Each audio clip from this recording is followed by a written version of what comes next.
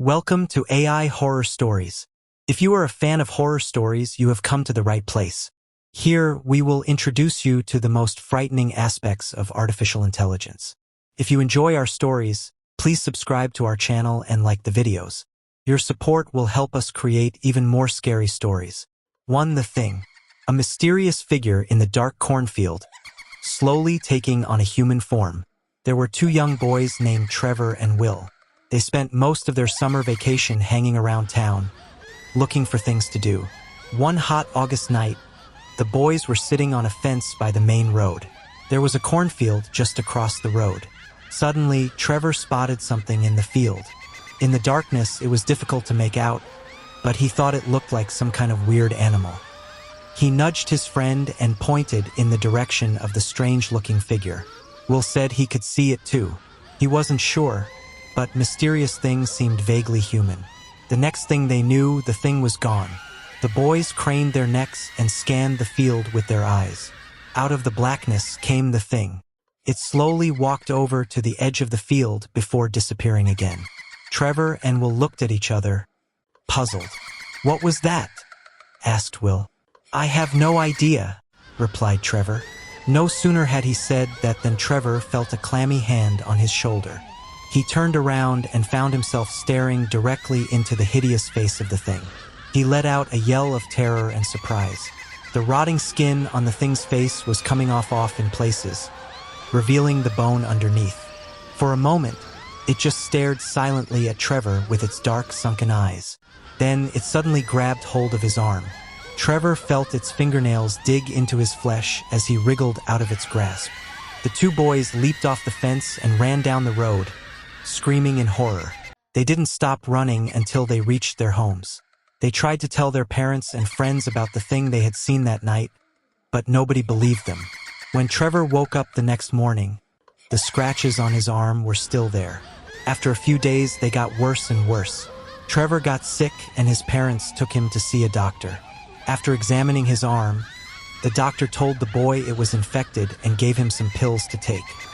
Unfortunately, Trevor's condition got worse and worse.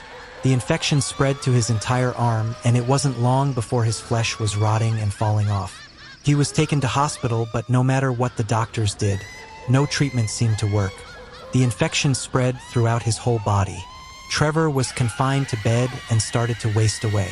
It seemed like he was beyond help, and as the days went by, he steadily grew worse and worse. His anguished parents could only sit at his bedside and cry as they watched their beloved son slowly rotting away before their eyes. On the day that Trevor finally passed away, Will came to the hospital to visit him. When the boy walked into the hospital room and saw Trevor lying in bed, he was horrified. His friend looked exactly like the thing. The Scarecrow. A terrifying scarecrow whose face is so grotesque that even its creator is afraid to look at it. There was an old farmer in Arizona who owned the best farm in the area. Everybody said his crops were the best, and people came from all over to buy their goods from him. Whenever people asked him how he was able to grow such good quality crops, the old farmer would say it was all down to his scarecrow. "That old scarecrow is the one I have to thank," said the farmer. "He makes sure no crows or critters or pests come near my crops." The old farmer had built the scarecrow himself, and it was a fearsome sight. He spent months working on it to make it as scary as possible. He knew how important it was to keep pests away from his crops. So he gave it enormous straw arms that stretched out about 6 feet and big long legs that made it as tall as a tree. But the scariest thing about this scarecrow was its head. The farmer carved it himself out of a huge pumpkin. He spent countless days and nights perfecting his design until it was perfect. The scarecrow's face and head was so grotesque and ugly that even he was sometimes scared to look at it. But it was very effective, scaring away every rodent and bird that ventured near. The neighboring farm was owned by two young men who were brothers named Josh and Harold. They were lazy and never did much work around the farm, which resulted in their crops being bad. They were jealous of the old farmer's success and were plotting against him. If they could drive him out of business, they could take over his farm and make more money. So one night, the brothers decided to sneak onto the old farmer's land. They stole his prized scarecrow and brought it back to their own house, where they stuffed it into an old closet so nobody would ever find it. The next day, The farmer woke up to find his hideous scarecrow missing and all his crops being eaten by rats and crows. He fell to his knees and cried, knowing that his farm would soon be out of business. Meanwhile, the brothers, Josh and Harold, were watching from their own property and couldn't help laughing out loud when they saw the old man's tears of grief. Hearing the laughter, the old farmer came over and asked them if they knew what happened to his scarecrow. The brothers looked him right in the eye and said they had no idea where his precious scarecrow might be. "But you know I'll go out of business and have to sell my farm if I can't find my scarecrow," said the farmer. Josh just laughed in his face, saying, "That's just your tough luck, isn't it? Sucks to be you," giggled Harold. The old farmer walked slowly back to his house, his head hanging down in defeat and depression. That night, as Josh and Harold had trouble sleeping, not because they felt any remorse, but because they couldn't get the image of the scarecrow's horrible twisted face out of their minds. They decided they would never be able to sleep as long as that ugly pumpkin head was in their house. So they got up and dragged the scarecrow out of the closet. Harold took a baseball bat and smashed the scarecrow's head to pieces until all that was left was little bits of pumpkin strewn around the floor. The brothers swept up the pumpkin head pieces and threw them in the trash. Then they went back to bed and were soon fast asleep, having put all thoughts of the disgusting scarecrow face out of their heads. Sometime after midnight, Josh and Harold were awoken by the sounds of scratching and clawing at their bedroom door. "Did you forget to put the dog out?" asked Harold, sleepily. "We don't have a dog," stammered Josh. Suddenly, the bedroom door burst open and a solitary long straw arm snaked in through the opening. Then a second arm thrashed around, followed by two long stick legs. The two brothers were frozen in fear and could only look with horror as the headless scarecrow's body rose up on its long stick legs and its long arms reached out for them in the darkness. Harold felt a cold sinewy straw claw close around his ankle and screamed as loud as he could. He begged his brother Josh to help him, but Josh was already running out of the bedroom. Fleeing in terror, he ran down the hallway, crashed through the front door and out onto the moonlit road. He ran as fast as his legs could carry him, puffing and panting and screaming at the top of his voice. As he passed his neighbor's house, he saw the old farmer standing at his gate. In the moonlight, he could see the farmer just staring at him with a strange smile on his face. Josh kept running, his bare feet slapping against the rough gravel road. He glanced back over his shoulder and saw something that scared him to his very soul. He saw the scarecrow running along the road close behind him. It was gaining on him, coming closer and closer. And that wasn't all he saw. He noticed that the scarecrow had a brand new head, and it looked a lot like Harold. 3. The red spot, a small spider bite that gradually transforms into a horrifying infection. One night, a young girl was sleeping in her bed when a spider crawled across her face. It stopped for a few minutes on her left cheek. Then it went on its way. When she woke up the next morning and looked in the mirror, she noticed a red spot on her cheek. "What's this?" she asked her mother. "It looks like a spider bite," her mother replied. "It will go away. Just don't scratch it." Soon the small red spot grew into a big red boil. "Look at it now," the girl said. "It's getting bigger." "That sometimes happens," her mother said. "It's coming to a head." In a few days, the red spot was even larger. "Look at it now," the girl said. "It hurts so much and it makes me look so ugly." "We'll have the doctor look at it," her mother said. "Maybe it's infected." But the doctor couldn't see the girl until the next day. That night, she decided to take a nice, relaxing bath. As she lay soaking in the warm water, the boil suddenly burst.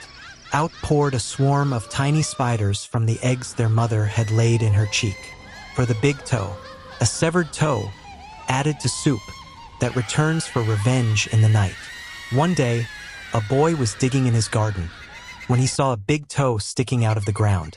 He tried to pick it up, but it was stuck. It wouldn't budge, so he pulled as hard as he could and it came off in his hand. Then he heard something groan and scamper away. The boy took the big toe into the kitchen and showed it to his mom. "That looks nice piece of meat," she said. "I'll put it in the soup and we'll have it for dinner."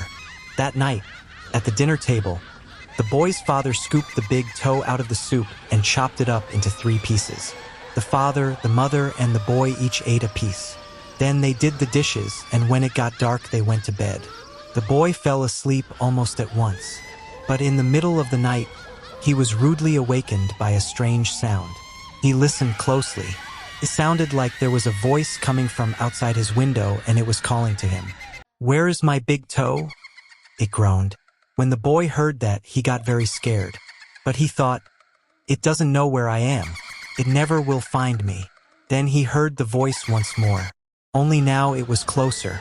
"Where is my big toe?" it groaned. The boy pulled the blankets over his head and closed his eyes. "I'll go to sleep, he thought. "When I wake up, it will be gone." But soon he heard the back door open, and again he heard the voice. "Where is my big toe?" it groaned. Then the boy heard footsteps move through the kitchen into the dining room, into the living room, into the front hall. They slowly climbed the stairs. Closer and closer they came. Soon they were in the upstairs hall. Now they were outside his door. "Where is my toe?" the voice groaned. The boy watched in horror as his bedroom door opened. Shaking with fear, he threw his bedclothes over his head and listened as the footsteps slowly moved through the dark towards his bed. Then they stopped. "Where is my toe?" the voice groaned. "You've got it." When the boy hears the voice calling for its toe, he finds a strange-looking creature up inside the chimney. The boy is so frightened he can't move. He just stands there and stares at it. Finally, he asks, "What you got such big eyes for?" The creature answers, "To look you throwug and throwug. www what you got such big claws for? To scratch up your graave. www what you got such a big mouth for? To swallow you whole. www what you got such sharp teeth for? To chomp your bones." 5 high beams. A car chase on a deserted highway, with high beams sending chilling signals. As the woman drove down a deserted highway, she noticed a lone pair of headlights quickly approaching her car from behind. When the car came closer, she noticed that it was going to overtake her. The car drew up beside her, but then the driver suddenly swerved back behind her car. She started getting nervous and kept an eye on the strange car in her rear-view mirror. He pulled up dangerously close to her rear bumper and began flashing his high beams at her. The headlights dimmed for a moment, but then the high beams flashed again and the car behind her surged forward. The car followed her very closely, and on tight curves or over hills, he would flash his high beams on and off. The frightened woman struggled to keep her eyes on the road and fought the urge to keep looking at the car behind her. Finally, she approached her exit, but the car continued to follow, flashing the high beams again and again. The terrified woman took out her mobile phone and dialed 911. When the operator answered, the woman screamed into the phone, "A car is following me. He keeps tailgating and blinking his lights at me." The woman gave her address, and in a few minutes she saw the red and blue lights of a police car in the distance. She breathed a sigh of relief as she pulled into her driveway, but suddenly the strange car pulled into the driveway behind her and began blinking its lights on and off like a maniac. The police car screeched to a halt on the woman's front lawn, and 2 police officers jumped out with their guns drawn. They pulled the man out of the strange car and forced him to lie face down on the lawn. Then they handcuffed him as he screamed, "There's someone in her car! There's someone in her car!" The 2 policemen suddenly pointed their guns in the woman's direction and fired. The woman screamed, but when she turned around, she saw the bloody corpse of a murderer fall out of her back seat. There was a large butcher knife still clasped in his cold, dead hand. The police searched her back seat and found duct tape, a blindfold, and a pair of handcuffs lying there. The woman realized that the man in the strange car had been trying to save her. When the police released him, he explained that, as he pulled up behind her car and his headlights lit up her back seat, he had seen a man with a butcher knife rising up behind her. Just as the madman was about to stab her, he flashed his high beams and the figure crouched back down. "I flashed my high beams every time I saw him raise the knife," he said.